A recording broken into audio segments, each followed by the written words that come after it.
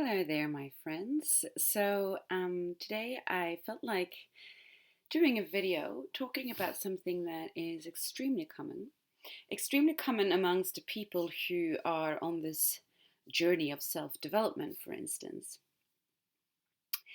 And it is to, in a certain way, give yourselves a break because we are a symptom of our time. So, we struggle in life, most of us, I think, to find some kind of peace, to feel at ease with ourselves, and quite a few people get this need to check out in order to do so, to go away somewhere, to retreat, to go somewhere where there's no distractions, where they can practice yoga every day and they're sitting meditation every morning. There's chanting, having a special diet, a sattvic diet, the light one. And yeah, sure, if you could check out and you go away sitting up on a mountain, being the Buddha on the mountain, that will definitely have an effect on you, of course. There's a reason that originally, let's say, the yogis were these people who decided that the way things were going in society wasn't really agreeing with them, that there was another way of living. So they would retreat. They would actually retreat into the woods, up in the mountains, and choose a different kind of living. And so the modern yogi, the you and I, or the Western person, even worse, because so indoctrinated with all the Western beliefs about things that have been coming closer to Eastern philosophies maybe over the last few years, but for a long time that was just seen as something very fluffy. Or even worse, seemed to be kind of like circusy, because when the English brought the first yogis over to the West, it was kind of to show off, look at them, what they were capable of doing, these strange things, almost like at the circus. So it's always been seen as something apart from us in the world that we live in, that we are used to. So basically, what I wanted to say today is, number one, give yourselves a break, because even if you are on the journey of trying to understand yourself, picking up some kind of practice, spiritual, physical, um, just having a routine of your own, you might still feel that it's really hard to find a peace of mind. And you might also feel that you need to retreat somewhere in order to, really get that boost. But where the real stuff happens, where growth happens, isn't really in that bubble anyway. It is when you are actually being tested, when you're being challenged in your seeking of the inner peace. So it's when we step down from the mountain, when we walk into the village, when we meet other people, that's where really the difficulties begin. And what's really hard when we come to that one is that we have this internal guiding system, right? That we can learn to, let's say, tune into and allow to really guide us in what our truth is. So, of course, these spiritual practices help us to tune into that a little bit more. Um, and this internal guiding system is actually, of course, our emotions. And so, those are very strong sensations that come from the inside that will signal to us if we're doing something that is aligned or not aligned, let's say, or going in the right direction. Now, we go to school and we learn a lot of things. We do the school of life as well and learn a lot of things that are not exactly the subjects to school. But what we don't learn is to actually read these signals, to actually tune into what our emotions are. And so very early on in life, we are being taught that what I'm feeling might be okay in certain situations, but most of the time, someone else is validating what I'm feeling and what I'm trying to express as acceptable or not. And Of course, it usually starts with the parents. It's called an education. It's called raising a child. And for some strange reason, we have decided together all that a child expressing how they feel about something is less valid than an adult doing it. So, very often when children are expressing even joy, they're being told to, you know, keep it down a notch. But also, very much, of course, negative emotions are being taught that that is not okay, that you're being overdramatic, that you're, as the French always never forget that one, right? The French is the typical saying of telling a child to stop the cinema. So that teaches us quite a lot about listening into our internal guiding system, as in the emotions. So, what happens when we grow up is that these negative emotions that we have, they're still there. Obviously, they're not going to go away because they're a part of us. But we obviously label them as something that's not good. And so, what we do is that we find ways to move around them, and we find ways to distract ourselves from them. And so we become very good, we become masters as at actually distracting ourselves, and we build up our identity around it, right?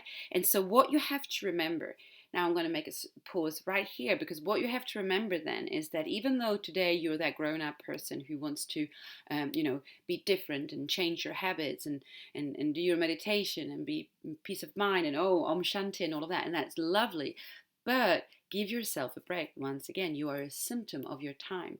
If you are 25, if you are 30, if you are 35, if you are 40, if you are 45, if you are 50, if you are 55, whatever age you're at, remember that the identity that you associate yourself with, your name with, you have practiced already for a very long time, and you've been very committed to it. So even if you've been practicing your meditation, your chanting, your asana practice, your yoga for the last year, 3 years, 5 years, imagine the strength, the force of the identity that you've been practicing for the last decade, 2, 3, 4, depending on your age. Decade, probably not, because you're probably more than 10 if you're watching this. But you get my point. So you have practiced that identity. So with all those beliefs and all the habits that you've developed over a very long time, and you've been very committed to it, because you know what? There's one drive that's the strongest, obviously, that we have, and that's our drive for survival. And if there's one thing that makes us survive, it's not actually food itself and water itself. The first thing is belonging, of course. If we belong to the group, if we're accepted by our peers, our parents, the people around us, that's how we know that we belong. Don't forget, people, humans, are actually flock animals. So we've practiced that for a very long time, and we've been very good at distracting ourselves away from negative emotion. Now, what happens is that the more we distract ourselves from negative emotion, we actually distract ourselves away from any kind of excitement of the nervous system, which is what happens actually when you have a strong emotion, whether it's positive or negative. And since you distract yourself away from it, you can't pick and choose. It can't just be the negative emotions that you distract yourself away from, actually. You kind of distract yourself from everything. And so what you do is that you build this kind of wall, let's say, that we call numbness. Numbness that becomes a feeling of kind of like boredom. We've all experienced boredom. And we might even be experiencing boredom quite regularly, especially since the last year and a half or so, when everything has kind of slowed down. And this boredom cuts us off then from experiencing really what's around us, the sensations, the excitement, and it makes us feel really, really small. And it's true, because actually by choosing to live in that small space, I'm saying choosing because you do, even though you're not consciously aware of it, you are reducing yourself to a very limited experience. You're not living actually life fully.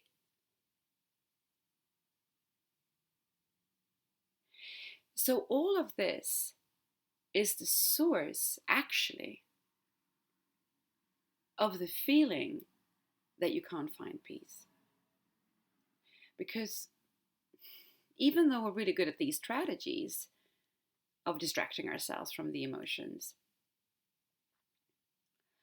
what this pushing them down does, finding other ways to kind of think about something else, look at cute puppies on Instagram or whatever it is that you're doing, it doesn't go away. It can't go away. It can't actually disappear because it's charged inside of you. And so it will remain, because as long as you're not dealing with it, it's just going to be there and keep poking on you. And so it creates this unease inside of us. And you know that. You know that unease because you've been trying to, get rid of it with a glass of wine, with a coffee, with a cigarette, with any kind of illegal substances, with 10 yoga classes every week, CrossFit, whatever you're doing. You've been trying to get rid of it and you couldn't. And so then you turned maybe towards self-development and trying to understand why you feel that way. And then you remove yourself from society and you experience a certain peace because you're in this, Buddha mindset on the mountain, and then you come back down into town and it all comes back to you again. So the reason that I'm saying that that's where the growth happens back down in town in relationship with other people is that this is when you're then facing all the strategies that you've built up, the identity. Yoga has a way of explaining how to find the peace. And so the reason that all these practices are there is actually to see truth for what it is. Because it is true that repeating all these practices helps you to come closer to what your emotional guiding system is really telling you, and then actually experiencing life more genuinely, I want to say. And so that's the whole goal with the practice, I would say, in a certain way. And this is what I wanted to leave you with today, because we do get that feeling sometimes that we're not getting anywhere. So give yourself a break, because you are a symptom of our time. Namaste.